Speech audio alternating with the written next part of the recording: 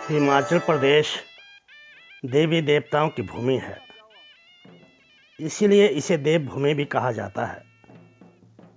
देव परंपराओं को निभाने में जिस कारकुन की महत्वपूर्ण भूमिका होती है वो है गुर या चेला। हिमालय ध्रुव की इस कड़ी में हम आपको देव परंपरा में महत्वपूर्ण भूमिका निभाने वाले कारकुन गुरु से परिचित करवाएंगे। जिस प्रकार गुरु अपने शिष्यों को जीवन जीने की कला सिखाते हैं, उसी तरह देवताओं के गुरु भी श्रद्धालुओं की समस्याओं का समाधान सुझाते हुए उनके सुखी जीवन जीने के लिए उनके अंदर उत्साह का संचार करवाते हैं।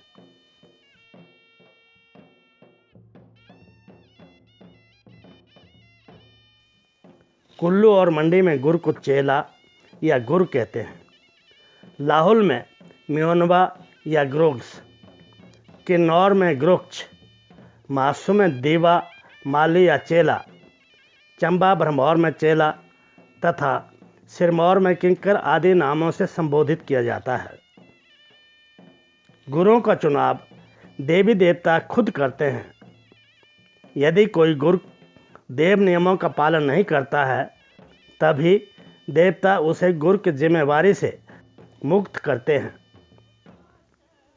जिसे गुरु ढेलना कहते हैं, वरना गुरु जीवन पर्यंत इस दायित्व को निभाते हैं। कई देवताओं के केवल एक ही गुरु होता है और कई देवताओं के एक से अधिक गुरु होते हैं। जिनके अधिक गुरु होते हैं, उनमें से सबसे वरिष्ठ गुरु को मणेघा गुरु कहा जाता है। वही अपने से छोटे गुरुओं को देव कार्यवाही का प्रशिक्षण देता है। शिमला जिले के कई देवताओं के भी एक से अधिक गुरु होते हैं। यहाँ मुख्य गुरु को पीढ़ी का मालिक कहा जाता है। अलग अलग क्षेत्रों में देवी देवताओं द्वारा गुरु चयन की प्रक्रिया भिन्न भिन्न होती है। कई स्थानों पर देव अनुष्ठान के दौरान किसी व्यक्ति में खेल आती है और वह उछलने लगता है। उछलते हुए उसके द्वारा पहनी हुई टोपी सिर पर से गिर जाती है। तब माना जाता है कि देवता ने उस व्यक्ति को गुरु छांट लिया है। तब उसके सिर पर देवता की पगड़ी पहनाई जाती है। आरंभ में उसे बाठर कहा जाता है। देव अनुष्ठान संपन्न होने पर बाठर को देव विधि से प्रशिक्षित किया जाता है।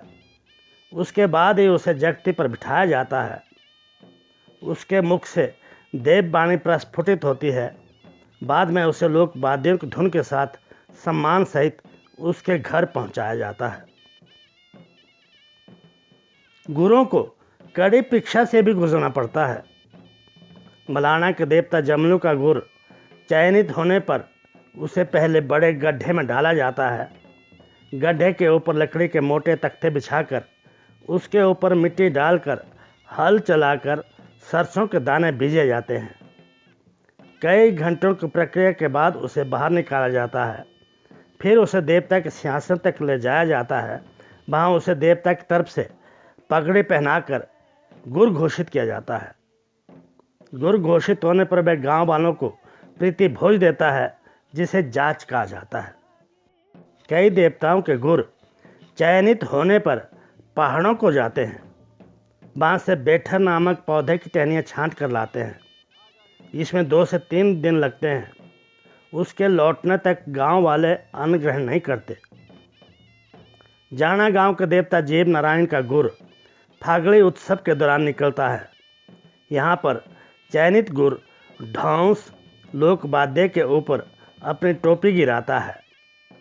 कारदार उसे अपने घर ले जाकर उससे देव वार्ता सुनाने को कहता है। अगर उसने सही वार्ता सुनाई तभी उसे सही गुरु माना जाता है। मंडी के देवता माहौनाग के चयनित गुरु को एक निश्चित स्थान पर लंबी छलांग लगानी पड़ती है। कुल्लू के शाक्ति के देवता के गुरु को चयनित होने पर हाथ में धूप जली धड़च को पास के झरने के नीचे से होकर गुजरना पड़ता है। यदि दर्श का धूप पानी से भीगने के बाद भी जलता रहे तो माना जाता है कि गुड़ का सही चयन हुआ है। लाहौल में गुड़ निकलने की प्रक्रिया को गड़वा कहते हैं। चयनित होने पर उसे शुद्धता का विशेष ध्यान रखना पड़ता है।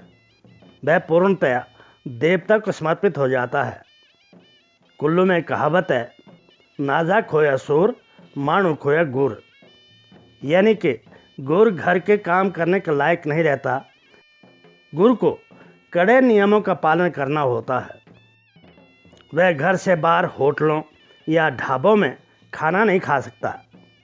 बाएं हाथ से परोसा भोजन नहीं कर सकता। यदि किसी विवाहित को नंगे सिर देख ले तो उस दिन वह भोजन नहीं कर सकता। कई देवताओं के गुरों को लंबे बाल और दाढ़ी भी रखनी पड़ती है। कई क्षेत्रों में गुर को सिर पर पगड़ी पहननी पड़ती है। जो पगड़ी नहीं पहनते उन्हें टोपी पहनना अनिवार्य होता है। कुछ गुर काले रंग की टोपी भी पहनते हैं। गुरों को देवी देवताओं के वर्ष भर लगने वाले पर्वों, उत्सवों, मेलों, अनुष्ठानों आदि में देवता के साथ ही रहना पड़ता है। इसलिए वे अपनी आजीविका कमाने में समय नहीं दे पाते। अतः उनके जीवन यापन के लिए गांव वालों द्वारा उन्हें क्लौठा देने की व्यवस्था की गई है। वर्ष की दोनों फसलों पर गुर को देवता के प्रजा क्षेत्र से मक्की, गेहूं और दालें आदि देने का प्रावधान किया गया है। अब अनाज के स्थान पर नगद राशि दी जाने लगी है। कई देवताओं के गुरों को देवता के फंड से भी कुछ राशि दी जाती है। देवी देवताओं के प्रकट होने के दिन और विशेष पर्वों पर जगती पूछ होती है। उसमें गुर देवी देवता की वार्ता सुनाता है। कई देवताओं के यहाँ व्यवस्था है कि जब गुर जगती पर बैठता है तो चावल या सरसों के दाने देते समय श्रद्धालु जो रुपए घंटी में डालते हैं उस पर गुड़ का अधिकार होता है।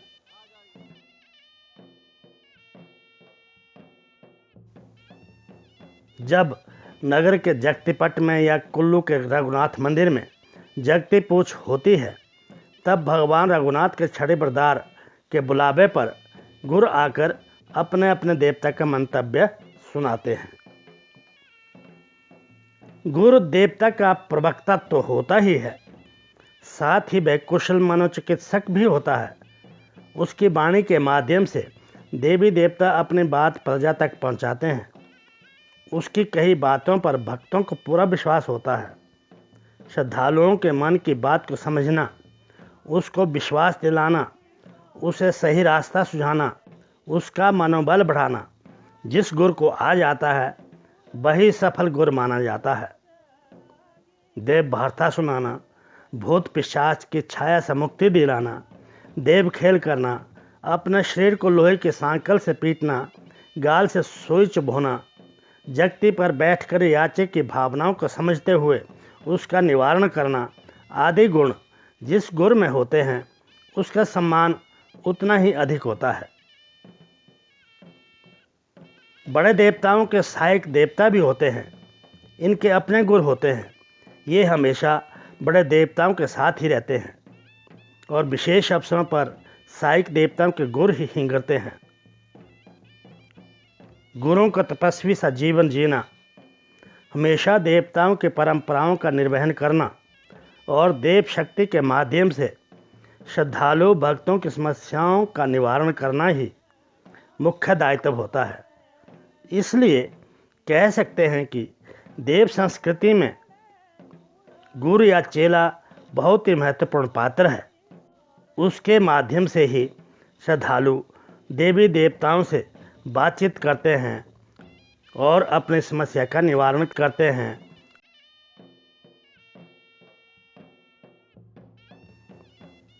अगली कड़ी में किसी और विषय को लेकर आपके सामने उपस्थित होंगे।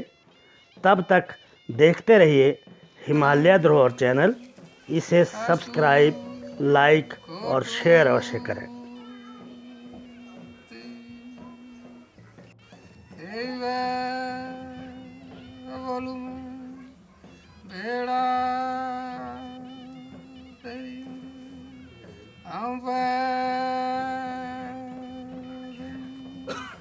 मेरी